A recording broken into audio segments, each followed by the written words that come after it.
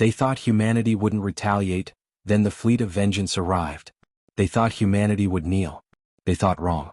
The Zenithii Dominion had always viewed humans as an annoyance. Unpredictable, emotional, reckless. A species that had clawed its way onto the galactic stage through sheer stubbornness rather than merit. So when the Galactic Order turned a blind eye, the Zenithii struck first. No warnings.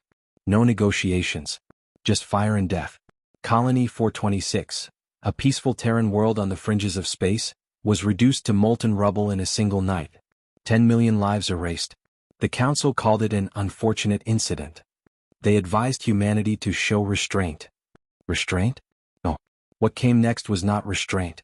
It was vengeance. Deep within the Sol system aboard the TS Resolution, the room was silent. Not out of fear but out of rage. Fleet Admiral Admiral Locke stood before a towering holographic display, the remnants of Colony 426 flickering before her eyes. Her jaw was clenched so tight she thought her teeth might crack. Behind her, the highest-ranking officers of the Terran Naval Command sat motionless. Their faces were masks of cold fury. Finally, General Vasquez, head of the Terran ground forces, broke the silence. His voice was ice. "How many survivors?" A synthetic voice answered. "0. Locke exhaled slowly. 0. 4 years, the Galactic Council had insisted that humans must adapt to interstellar diplomacy. That they must not let emotions dictate action. Enough. She turned, her voice cutting through the silence like a blade. "We are done being reasonable." No one objected. No one hesitated. Because this wasn't war. This was justice. Zenithii Prime, 1 week later. The Zenithii elite were laughing. Seated in their Grand Council chambers, surrounded by opulence stolen from conquered worlds, they feasted and reveled in their latest victory. "The humans won't dare retaliate," Chancellor Vorik sneered, lifting his crystalline goblet. "They know better." "A weak species," another noble agreed. "They cry over their dead but they won't risk war. Not against us." The chamber shook. A single, thunderous tremor rolled through the massive structure. Then another. The laughter stopped. A low, keening alarm howled through the capital city. The massive skylights above them darkened, blotted out by shadows that stretched across the sky. Something was descending. Many somethings. Vorik stood, his claws digging into the edge of the table. "What is the meaning of this?" Then the displays lit up. The Zenithii fleet was burning. Above their capital, the Terran fleet had arrived. And it was not alone. A single message echoed through every Zenithii communication channel. A voice cold as the void itself. "This is Fleet Admiral Locke of the Terran Empire. You killed 10 million of ours. We have come to settle the debt." The night sky turned to fire. Zenithii Prime, Grand Council Chamber. Chancellor Vorik stood frozen, his mandibles clicking together in disbelief. This wasn't possible. The humans should have been cowering in their Sol system, licking their wounds. Yet here they were, above his capital, their warships blotting out the sky. The room erupted into chaos. Zenithii ministers screeched in panic, scrambling for their comms. Vorik slammed a fist against his control panel, demanding answers. "Where is our defense fleet?" he roared. A hologram flickered to life before him, and his blood ran cold. The proud Zenithii Armada, the same fleet that had mercilessly glassed Colony 426, was in flames. Massive Terran battleships carved through their defenses with ruthless precision. Fighter squadrons wove between the shattered wreckage of Zenithii cruisers, annihilating anything that tried to regroup. It wasn't a battle. It was a slaughter. And then, over the desperate comms chatter, the voice returned. "Surrender now." Fleet Admiral Admiral Locke's words were sharp, unyielding. "Or suffer the consequences." Vorik bared his fangs in defiance. "You dare threaten us, human?" Locke's response was immediate. "No, Chancellor. We don't threaten. We promise." The orbital bombardment began. Terran Fleet, command bridge of the TS Resolution. Locke stood rigid, eyes fixed on the devastation unfolding below. The first wave of kinetic strikes hit Zenithii Prime's outer defenses. Massive orbital guns and planetary shields that were supposed to be impenetrable. They weren't. Precision railgun rounds ripped through their emplacements like paper. The second wave targeted the military command centers, reducing them to glowing craters. The third wave? That was the warning shot. The central government buildings, including the Grand Council chamber, were left intact. For now. Locke turned to her officers. "Status." Commander Elias, her tactical officer, didn't look away from his console. Zenith fleet is neutralized. We have full orbital superiority. The ground forces were still scrambling. A few desperate anti-air batteries fired up, launching plasma bursts toward the descending Terran warships. They barely made a dent. General Vasquez's voice crackled over comms. "We're ready to deploy, Admiral." Locke exhaled. This was it. Proceed. The Terran ground invasion had begun. Zenith Prime, streets of the capital. The skies above were burning and the streets below were drowning in panic. The Zenith military, so used to being the conquerors, was now reduced to prey. From the thick storm clouds of smoke and fire, Terran drop pods rained down like falling stars. Hundreds, then thousands. Each one hit the ground with a bone-rattling boom, hatches blowing open to unleash power-armored soldiers, their weapons already locked and loaded. The Terran shock corps was here. They moved with deadly efficiency, clearing key objectives, securing choke points, cutting off escape routes. For the first time in their history, the Zenith knew what it felt like to be hunted. A Zenith general tried to rally his forces. "Hold the lines. The humans are." His voice was cut off by the sharp crack of a high-powered rail rifle. A Terran sniper, perched atop a burning government tower, had taken the shot. The Zenith lines collapsed. Screaming, panicked civilians flooded the streets, trampling over one another in their desperate bid to flee. But there was nowhere to run. At the heart of the city, a massive hologram flickered to life. It was Fleet Admiral Locke. "Chancellor Vorik," she said, her voice reverberating through the shattered ruins. "You have one chance." She leaned forward, her icy stare piercing through the screen. "Surrender and your people will live. Pause. Refuse and we finish what you started." The choice was his. Zenith Grand Council chamber. Vorik's claws trembled. This couldn't be happening. The mighty Zenith Dominion, the terror of 100 worlds, was being brought to its knees in a single day. He looked around. The ministers who had once boasted of humanity's weakness now cowered in silence. Outside the city burned. The human fleet hadn't even deployed their full arsenal. Vorik refused. His entire species might be wiped from existence. His comms buzzed. It was his last remaining fleet commander. "Chancellor, we must negotiate." Vorik hissed. "Negotiate? Never. They were Zenith, born to rule. We will never kneel to humans." He snarled. "Fight to the last." He cut the transmission, turning to his guards. "Prepare my escape vessel." If the Dominion was to fall, then he would not be among the dead. He moved toward the exit, only to find the doorway blocked. A Terran soldier stood there. Vorik barely had time to process the sight before 3 more stepped through, weapons raised. Then, with calm, terrifying precision, Fleet Admiral Locke stepped inside. Her expression? Cold. Unforgiving. Absolute. Vorik's blood chilled. Humanity was here. Zenith Grand Council chamber. Chancellor Vorik's mandibles clicked involuntarily as Fleet Admiral Locke stepped through the doorway. The air was thick with smoke and the metallic tang of destruction, but the humans moved like they had all the time in the universe. Behind Locke, Terran shock corps soldiers fanned out, their rifles trained on the cowering Zenith ministers. Not a single Terran spoke. They didn't need to. Vorik forced himself to stand tall, despite the primal instinct screaming at him to flee. He had ruled through strength his entire life. He would not cower before this soft-skinned primate. "You are trespassing in the halls of the Zenith Dominion," Vorik growled, doing his best to inject defiance into his voice. Locke didn't flinch.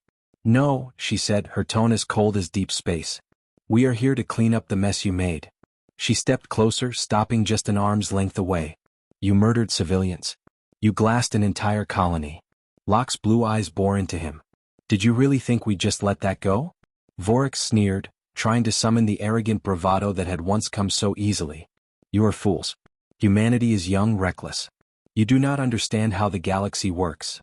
Locke leaned in slightly, her voice dropping to a whisper. "We understand perfectly. We just don't play by your rules." Then she turned away as if he were beneath her notice. "Secure the building." The Terran soldiers moved instantly. Zenith ministers shrieked as they were dragged from their seats. Some tried to fight, but they were met with the unforgiving strike of rifle butts. In mere seconds, the once mighty Grand Council was reduced to prisoners of war. And then Vorik realized something worse. They weren't taking him. The soldiers restrained his ministers, but no one moved toward him. Locke simply stared, waiting.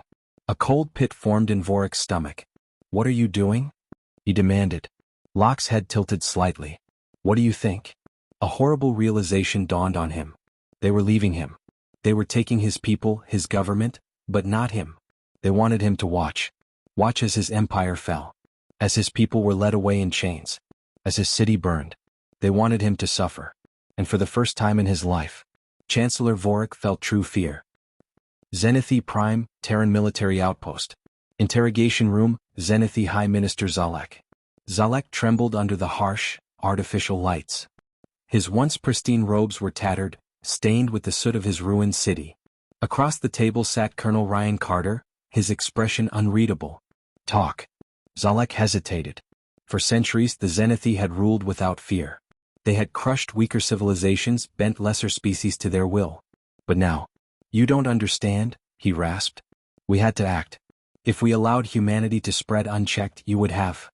Carter slammed his fist against the table. We would have what? Existed? Built homes for our people? Zalek recoiled. The humans were unpredictable. That was what made them dangerous. You don't know what you've unleashed, he whispered. Your vengeance will make you just as monstrous as we were. Carter's eyes burned with something primal. No, he said, voice like steel. You glassed a colony. You butchered families. We didn't start this war. But I promise you. He leaned in close. We will finish it. Zenith Prime, war-torn streets. The occupation was swift. Brutally efficient.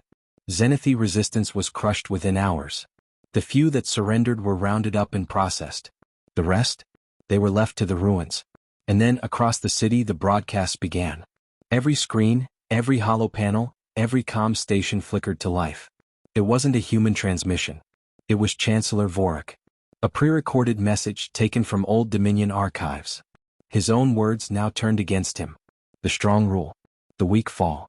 That is the way of the galaxy. Across the ruined capital his people listened. And they understood. Their chancellor, the one who had led them into war, wasn't coming to save them. Because he had already lost. Terran Fleet, command bridge of the TES Resolution. Admiral Locke watched the transmission end. Behind her, General Vasquez exhaled slowly. Brutal. Locke didn't respond. Because she knew the truth. Humanity had won the battle. But the war? That wasn't over yet. The Zenithi weren't the only ones watching. The entire galaxy had just witnessed what happened when humanity was wronged. Some species would fear them. Others would want revenge. Locke turned to her comms officer. Get me Earth. Tell them we need to prepare. She exhaled. Because the next war? It was already coming. Terran Fleet, command bridge of the TES Resolution. Admiral Locke stood at the center of the bridge, watching the stars shift as the fleet repositioned. The battle was over. The Zenithi capital lay in ruins. Their leaders were either dead, captured, or worse, left behind to witness the downfall of their empire. But Locke knew this wasn't the end. General Vasquez's voice cut through the silence. Madam Admiral, intelligence reports are coming in from across the sector. We've got movement. Locke didn't need to ask from where. The rest of the galaxy was watching. Zenithi refugee ship, deep space. Former High Minister Zalek hunched in his seat, staring at the emergency broadcast that played on a loop. The Chancellor's words, his words, used against them. The strong rule. The weak fall. That is the way of the galaxy. He had once believed those words. Now his people were the weak. The humans had rewritten the rules of war. They didn't conquer like other species. They didn't subjugate. They made you watch as everything you'd built crumbled under your own arrogance. A Zenithi officer turned to him. High Minister, what do we do? Zalek slowly turned from the screen, his heart as hollow as the empire they had lost. We run. Galactic Council Chamber, unaligned world sector. The Council Chamber was a storm of chaos. Every species had seen the footage. The brutal efficiency of the Terran retaliation. For centuries the Galactic Council had dismissed humanity as an anomaly, a species too small, too young, too fragile to be a major player. Now the galaxy was terrified. Ambassador R.A. Thursday, a reptilian diplomat from the Vrax Dominion, slammed his claws against the table. The humans must be stopped. They are dangerous, unpredictable. A mechanical voice hummed from the far side of the chamber. The Sithari delegates, cold and calculating, analyzed the footage. Incorrect, one of them said. They are not dangerous. They are inevitable. Silence fell. Inevitable. Because unlike other warlike species, humanity didn't seek domination. They didn't conquer planets to expand their empire. They struck only when provoked. And when they did, they ended wars permanently. A Goran warlord growled, leaning forward. If we do not act now, the humans will reshape the galactic balance. They will become the dominant force. Another delegate, one of the few species who had never warred with humanity, sighed. They already have. Terran Fleet War Room, KS Resolution. Locke watched the incoming reports. The galaxy was shifting. Some species called for humanity's destruction. Others wanted alliances. And some, terrified beyond reason, had gone silent. A grim smile tugged at the corner of her lips. Good. The door to the war room opened and General Vasquez entered, holding a data pad. You were right. He tossed it onto the table. They're already mobilizing. Some species want to attack before we get stronger. Others are sending diplomats. Locke leaned back, considering. And the Zenithii? Vasquez exhaled sharply. Their empire is gone. The survivors are scattering.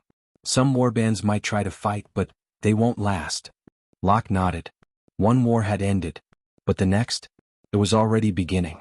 She tapped a button on the console, bringing up a holographic map of the sector. The Terran fleet was strong. But to survive what was coming? They needed to be stronger. They needed allies. And most importantly, they needed the galaxy to understand that humanity would never kneel. She turned to Vasquez, her voice calm, unwavering. It's time we set the terms. Send a message to the Council. Vasquez raised an eyebrow. What kind of message? Locke's gaze hardened. Tell them they have a choice. They can work with us. Or they can find out what happens when humanity gets serious. Final transmission to the Galactic Council. The message spread across the galaxy, broadcast on every frequency in every language. Admiral Locke stood before the camera, her expression unreadable. We are not conquerors. We do not seek war. But we will never bow. The message was simple. The terms were clear. And the galaxy would never be the same again. The end. Loudspeaker, they thought humanity was weak. They were dead wrong. Watch as the Terran fleet delivers justice across the stars. Don't miss this epic HFY story. Stay till the end. Collision like, subscribe, and hit the bell to never miss the best HFY sci-fi stories. Speech balloon comment below. What would you do if humanity had to retaliate? Rocket binge more legendary HFY stories on the channel? Check the playlist now.